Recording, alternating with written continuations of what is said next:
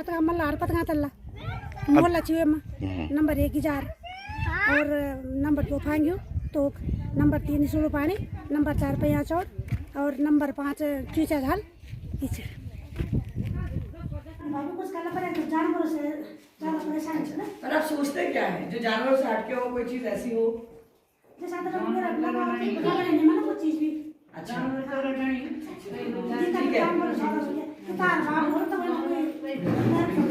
बिल्कुल ये बंदर तीर आ गई कि मतलब क्या हो मैं कि भीतर वाली जाने बिल्कुल हां के जी बांध के अपराधी जानवर है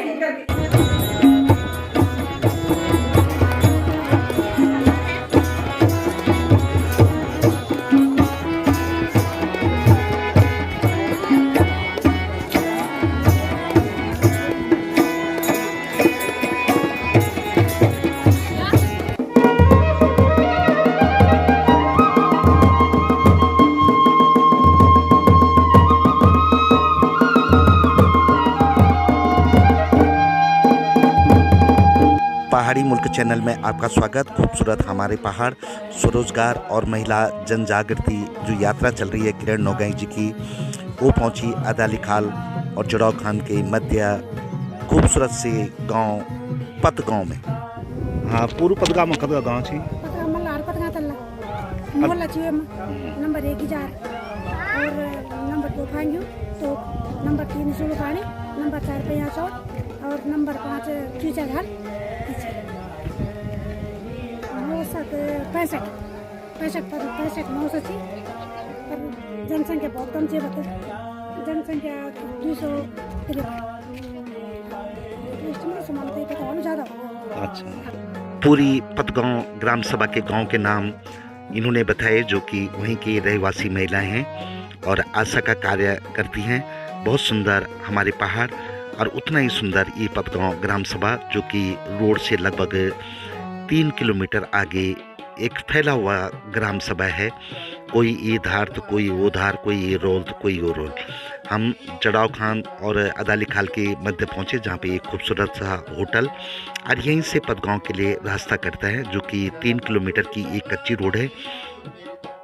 इसमें कोई शक नहीं कि हमारी नैनडांडा ब्लॉक में या किसी अन्य ब्लॉक में लगभग हर गांव सड़क मार्ग से जुड़ रहा है और ये बड़ा सुविधाजनक हो गया। भले ही प्लान हर जगह हो गया और जनसंख्या धीरे धीरे पहाड़ों की कम होती जा रही है, स्कूल कॉलेज बंद होने के कगार पे हैं, लेकिन सड़कें गांव-गांव तक पहुंच गई है। काश ये सड़कें आज से 25-30 साल पहले पहुंच जाती तो शायद उत्तराखंड से इतना प्लान नहीं होता। और विशेषकर अगर हम पौड़ी ज़िले की बात करें तो सबसे ज़्यादा प्लान यहीं से हुआ है।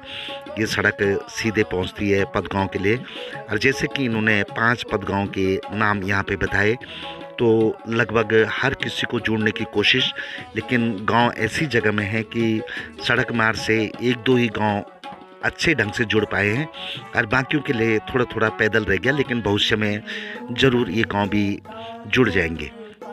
यहाँ की पंचायत घर में सभी महिलाएं पहुंची थी और उद्देश्य था किरण नौगाई जी की जो ये स्वरोजगार पे यात्रा चल रही है, महिला जन जागृति की, महिला समूह को कैसे स्वरोजगार से जोड़ा जाए और उनको स्वरोजगार कर कुछ धन उपार्जित किया जाए, इसके विषय में वो जगह जगह जा रही हैं। और पिछले एपिसोड में भी आपने देखा होगा, आप देख सकते हैं, हमने जो डिस्क्रिप्शन है इसका उसमें लिंक भेजे हुए हैं हर जगह की यात्रा का और आप हर जगह की यात्रा को देख सकते हैं और बड़ा आनंद आता है। हमारे पहाड़ी गांव में हर गांव का एक अलग सौंदर्य है, हर गांव की एक अपनी अलग छटा है, हर गांव का एक अलग परिवेश है।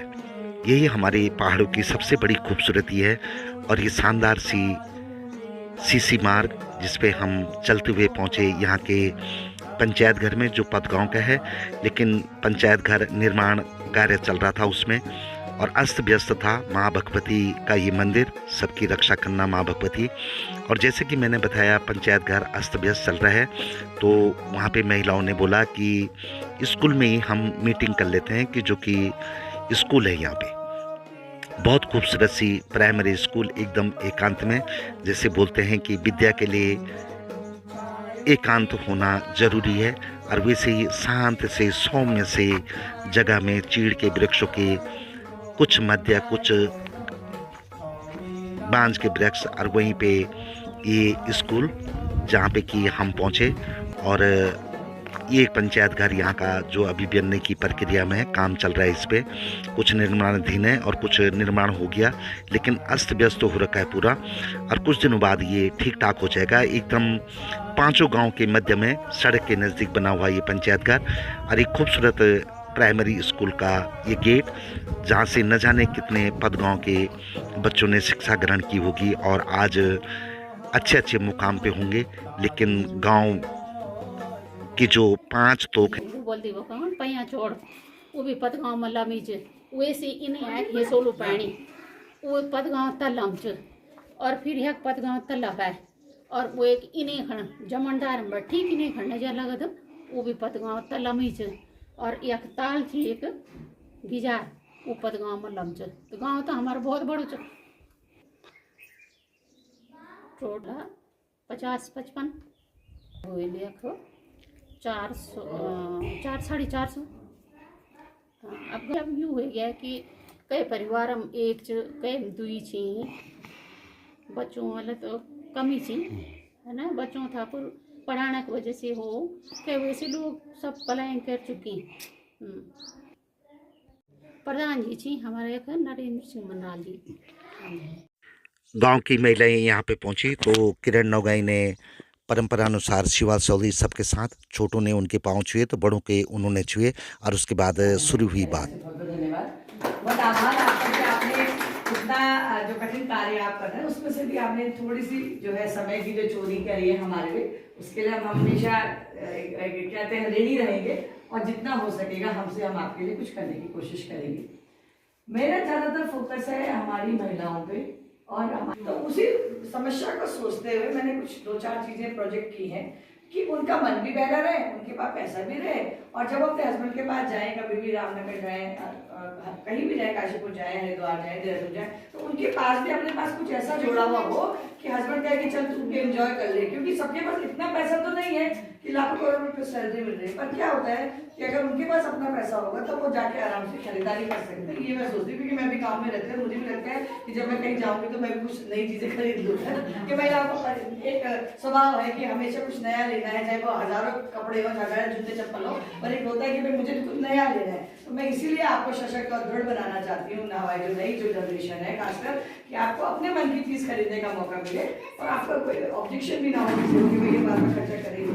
तो एक तरीके से हमारी छोटी जो नई बहुएं हैं, हमारी जो बेटियां हैं, उनके लिए नए भविष्य की ओर हम बढ़ेंगे और 3-4 चीजें हम लाए हैं आपके पास। तो ये पहले मैं जानना चाहूंगी कि आपके स्वयं सहायता समूह बन चुके हैं जी?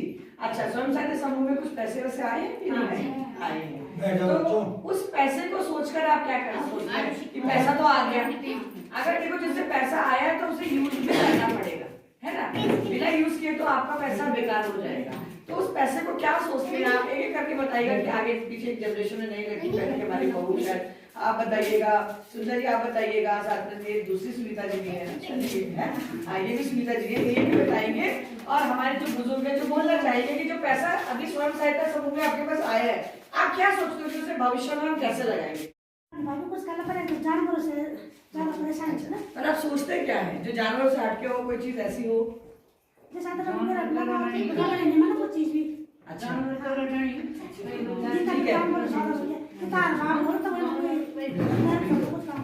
लेकिन बंदर तीन आ गई कि मतलब क्या हो मैं कि भीतर वाली जाने बिल्कुल हां बांदर के बाद ही जानवर एक करके जब सब साथ में बोलेंगे ना तो किसी की बात सुनाई नहीं देगी।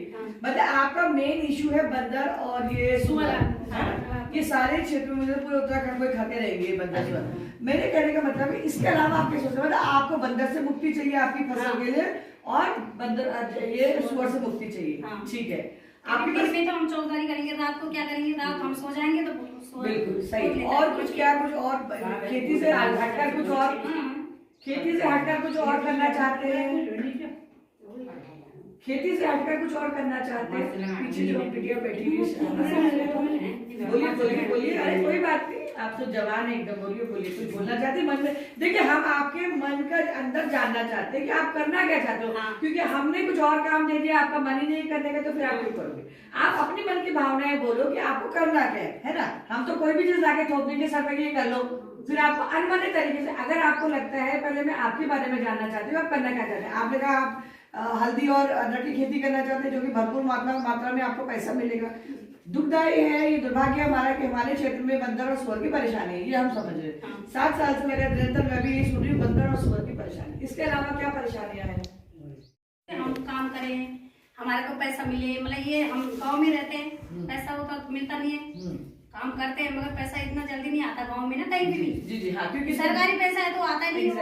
उसके लिए 6 महीने में आएगा, साल भर में आएगा, हम काम तो कर रहे हैं मगर हमें उम्मीद नहीं है कि पैसा कब आएगा, ये होता है आपके खाते तक कब। अच्छा, और बुजुर्ग लोग हैं जो, आप बोलेंगे चाचा जी कुछ बोलिए, कुछ भी आप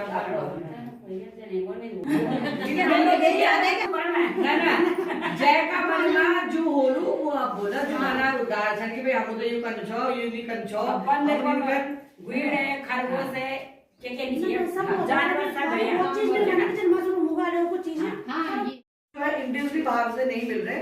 मेरे ख्याल से स्वयं सहायता समूह के अंतर्गत अगर हम उनके अंदर जाते हैं तब जाके आपको वो सामान मिल रहा है, क्योंकि मैंने रिसेंटली ट्रैक्टर मिल रहा है, आपको चक्की मिल रही है, और चक्की में ये है कि जैसे आपके घर की लाइट है ना, उसी से चक्की चलेगी, पर बहुत ज्यादा पावरफुल कोई कनेक्शन लगाने की जरूरत नहीं, उसी से चलेगी। तो जैसे आपका अकेला गांव है तो कोई एक समूह मिलकर चक्की ले लीजिए, और जो आप अपना वहां जा गाड़ी ले जाओ, फिर चक्की से आटा पिसाओ, हल्दी पिसाओ। बेहतर है कि उसमें अलग अलग ब्लेड्स हैं, आप अपने हिसाब से ब्लेड्स को बदलते रहिए, और आपका जो है आपकी मिर्ची भी पिस जाएगी, आपकी गेहूं भी पिस जाएगा, आपको कोदा हो तो कोदो पिस चलो। आपने जो राशन जो फ्री में मिलनी चाहिए भाई, मैं बात नहीं ज्यादा बात कर दो कि मोदी जी के द्वारा जो राशन की सुविधाएं है तो सभी को मिल रही है, और जानकर बीपीएल क्लास के लिए जा रहा है और एपीएल क्लास के लिए कम है ना। तो जो बीपीएल वाले हैं जो उतना दूर जाके 500 रुपए गाड़ी आने जाने का देंगे, तो बेहतर है कि आप एक अपने लिए चक्की ले लीजिए।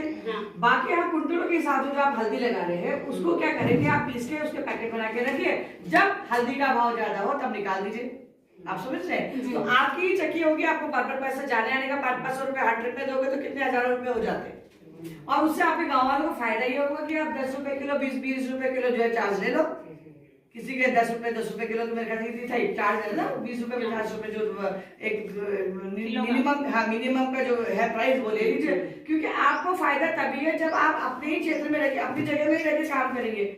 ऐसा है कि आपको स्पॉन भी आपको सस्ते प्राइस में मिलेंगे, क्योंकि अब जो है हॉर्टिकल्चर डिपार्टमेंट में इसने अपना हाथ दिया है, वो आधे प्राइस में आपको ये उपलब्ध कराएंगे। उसे बीज नहीं बोलते, क्योंकि वो किसी के पेट के अंदर से, जैसे फलों के अंदर से बीज निकलते हैं, या कोई आपने ये क्या कद्दू के अंदर से लौके, वो बीज नहीं है, उसे बीज नहीं कहा जाता, उसे कहता है स्पॉन।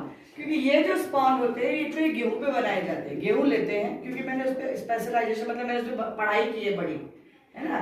तो उस पर क्या होता है, गेहूं लेते हैं, गेहूं को जो है स्टेलाइज करते हैं, मतलब उसकी साफ सफाई सुरक्षा स्वच्छता बनाते हैं, उसके ऊपर उसको अंदर जो हमारी लेबोरेटरी होती है, जहाँ पे बाहर से जो साफ सुथरा एकदम कल्चर बनाया जाता है, वहाँ बिल्कुल साफ सुथरे तरीके से अंदर जाते हैं, और फिर उसके ऊपर जो है हम जो है फंगस को चढ़ाते हैं। जैसे आपने देखा, क्योंकि जब बरसात में रोटी होती है, आपने ढक के रखी तो उसके ऊपर एक सफेद सी या पीली नीली फंगस आ जाती है, जैसे आप बोले फफूंद, तो फफूंद आप रोटी फेंक देना। एक फफूंद की होती जो हानिकारक चीज, और दूसरी फफूंद की होती जो लाभदायक चीज। तो ये जो मशरूम होता है ये फफूंद ही है, ये फफूंद का दूसरा रूप है जिसे आप खा सकते हैं, और जिसे आप नहीं खाते वो फफूंद जो हानिकारक है, इसलिए हम उसे गाय भैंसों को भी नहीं देते, फेंक देते हैं ना, यही तो करते हैं आप लोग। तो ये फफूंद जो है 2 प्रकार के हो गए, एक तो खाने वाली हो गई, एक जो है इतना खाने वाली। तो ये जो मशरूम है ये भी फफूंद का ही रूप है। जब गेहूं का दाना होता है उसके ऊपर फफूंद चढ़ाई जाती है, आप समझ लो। अगर आप जो रोटी है आपको उसमें फफूंद लगी, अगर आपने उस रोटी के ऊपर दूसरी रोटी रखी तो उसमें फफूंद चढ़ जाती है। इसी तरीके से वो जो फफूंद हम बनाते हैं लेबोरेटरी में, उसी फफूंद को हम उनके पैकेट के अंदर फफूंद डाल देते हैं। वो फफूंद डालने से क्या होता है, सारी जगह फफूंद फैल जाता है। तो वो जो है, जो आपकी भाषा में अगर बीज कहा जाए, मेरी भाषा में अगर स्पॉन कहा जाए, तो इसी तरीके से हम क्या करते हैं, पहले 1-1 किलो के पैकेट लेते हैं बीजों के, और उसके अंदर जगह जगह पे फफूंद डाली जाती है। वही फफूंद जो होती है मल्टीप्लाई होती है, गुणा होती रहती है, समझ रहे? 2 दूनी 4, 4 दूनी 8, 8 दूनी है ना 16। तो इस तरीके से ये मल्टीप्लाई जब गुणा होता है तो ये पूरा फफूंद का जो आप जब स्पॉन का बैग देखोगे तो जब वो आपके पास जब बनने के लिए आएगा तब आप देखोगे पूरा सफेद रहेगा। इसका मतलब वो तैयार है बच्चे पैदा करने के लिए, है ना। उसका भी टाइम हो गया कि बच्चा पैदा करने के लिए तैयार है। उसी व्हाइट जो सफेद रंग का जो थैली होती है जो स्पॉन से भरी होती है उसी को फिर हम जो है भूसे के ऊपर चढ़ाते हैं। भूसे को हम स्वच्छता की तरफ ले जाते हैं, स्वच्छ करते हैं, साफ करते हैं और उसी भूसे से हम जो है मशरूम बनाते हैं। अलग अलग तरीके हैं, डिगरी मशरूम हो गया, मिल्की मशरूम हो गया, बटन मशरूम हो गया। तो बहुत सारे जो है बहुत सारे तरीके हैं जो अभी नॉर्मल तरीके वो बता रही हूँ। अब जो हम नाम लगा सकते हैं उन्हीं के बारे में हम बात करेंगे क्योंकि बहुत सारे तरीके के मशरूम हो रहे हैं। तो उस मशरूम में आप अगर आपके क्षेत्र में बहुत ठंडा है या तो मुझे लगता है ज्यादा ठंडा ही रहता है ना, तो इसके लिए आप करेंगे डिगरी मशरूम का इस्तेमाल। डिगरी मशरूम का इस्तेमाल इसलिए करेंगे क्योंकि वो काफी डिग्री हाइट उस पर नहीं जाता है, वो कम डिग्री में ही होता है। डिग्री समझ रहे हैं, आज 40 डिग्री हो गया, कल 50 डिग्री हो गया। तो जो तराई क्षेत्र है वहां पर जो है ज्यादातर मिल्की मशरूम लगती है या बटन मशरूम लगाई जाती है। पर जो कम क्षेत्र में होते हैं 20, 15, 17 डिग्री इतना ना, इसमें जो है आपको ये मशरूम लगाई जाएगी और ये मशरूम सबसे बढ़िया होती है। ज्यादातर मुझे खुशी इस मशरूम से इस बात से क्योंकि मैंने कई सालों से मशरूम लगाती है और मैंने खुद भी इसका सेवन किया है और मैं लोगों को भी ज्यादातर जो ठंडे इलाके के लोग हैं उन्हें यही बताती है कि इस मशरूम का फायदा क्या है। जब हम बटन मशरूम लगाते हैं उसमें हमारे को लॉस क्या होता है कि हम जब बटन मशरूम तोड़ते हैं थोड़े टाइम के बाद, आपने देखो कभी आप लाते होंगे पेड़ा खान से या डाली खान से तो एक लाइन सी बन जाती है, नीले डब्बे में आता है उसमें एक लाइन सी बन जाती है, ठीक है। और धीरे धीरे करके उसको अगर आप तुरंत नहीं बनाएंगे तो वो लाइन बड़ी बड़ी होती चली जाती है और बाद में वो पानी से भर के खराब हो जाता है ना। डिगरी मशरूम का फायदा ये है, एक तो आप ठंडी जगह में, डिगरी मशरूम एक फूल की जैसे बड़ी सी होती है ना, फूल हाथ फूल की जैसी होती है। दूसरी चीज है जब डिगरी मशरूम का टाइम पूरा हो जाता है आपने उसको तोड़ना है और आप जो इन चीज की पॉलीथीन बैग में कोई चीज नहीं रखना, या तो आप कपड़े के बैग में रखिए या फिर हमारे पास जो होता है ना क्या बोलते होता है और उसमें मशरूम रख दीजिए। 1 हफ्ते तक वो मशरूम खराब नहीं होती, 1 हफ्ते तक, उससे भी ज्यादा से मशरूम खराब नहीं क्योंकि ठंडा है, ढकना किसी चीज से नहीं। अब क्या होता है वो मशरूम का फायदा एक और है कि अगर वो आपको जैसे आपको मशरूम सूखने भी लगी थोड़ा पीली कलर की हो गई तो उसमें मैंने खुद भी प्रैक्टिकल किया है कि जब मैंने उस मशरूम को पीली मशरूम को हल्की सी पीली हो गई थी, खुद सूखने लगी थी, उसको जब मैंने पानी में भिगाकर धोया तो फिर से सफेद हो गई। तो ये मशरूम जो है डिगरी मशरूम जो है आपके सूखने के बाद भी आप उसे इस्तेमाल कर सकते हैं, ठीक है। तो ज्यादातर मैं तो चाहती हूँ कि आप डिगरी मशरूम पे उतरे। डिगरी मशरूम का मार्केट भी अच्छा है और खाने में स्वाद भी बहुत बढ़िया है। आजकल कैंसर की बीमारी देखिए हर घर में कहीं ना कहीं बदकिस्मत लोग हैं जो क्या होती रहती है। क्यों? क्योंकि हम जो चीजें खा रहे हैं उससे कैंसर हो गई होगा, ये यार 100% लिखेगा। हम बाहर की गोभी, बाहर के मटर, बाहर के फलाना ढिसकाना, आलू, प्याज, ये सब जो है यूरिया से पूरा का पूरा भरा है। और अब मैंने कल ही एक रात को न्यूज देखी थी, उसमें ज्यादातर बोल रहे हैं कि अंगूरों से भी बहुत हो रहा है कैंसर। यहाँ जो है गले में जो है अभी एक रिसर्च हुई है कि कैंसर जो है यहाँ खराश से हो रही है, गले में खराश हो रही है और जब उनका टेस्ट किया जा रहा है तो उसमें जो है कैंसर पाया गया है। भी ले सकते हैं, आपके लिए बहुत फैसिलिटी है।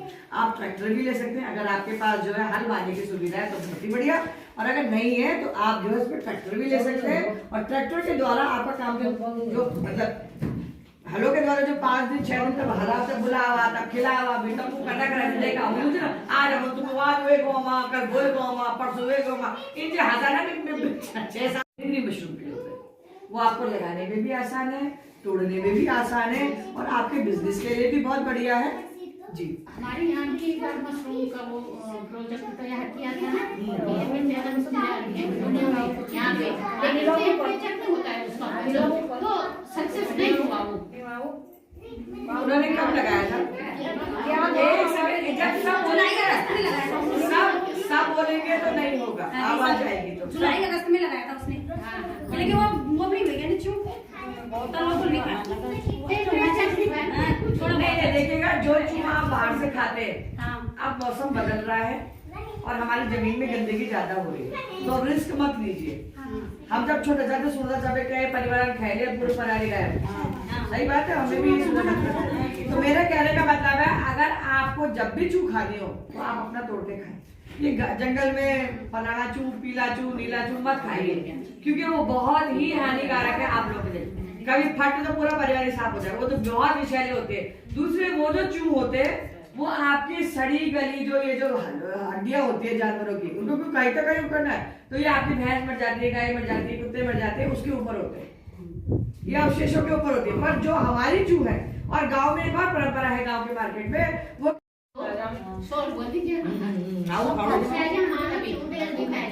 तो इसके लिए एक होता है जैसे सोलर करंट बोलते हैं शायद, है ना, वो हो सकता है, तो उससे भी काफी राहत मिल सकती है। यदि सोलर करंट जैसे एक खेत हमारा है, एक इनका है, एक इनका है, जैसे सामने है लगभग जितनों के खेत हैं, यदि उनके चारों तरफ दीवारबंदी हो जाए या वो सोलर करंट लगाया जाए तो कुछ बचाव हो सकता है। चकबंदी जैसे चकबंदी बोला जितनी मात्रा में होगा तो हम खरीद लेंगे। उसके बाद कभी खरीदना है वो दिया रहता नहीं, मैं ये बोल रही हूँ कि जायका हमारा उत्तराखंड का एक प्रोडक्ट है, एनजीओ है, वो एनजीओ को रन करता है, मैं समझती हूँ उस चीज को।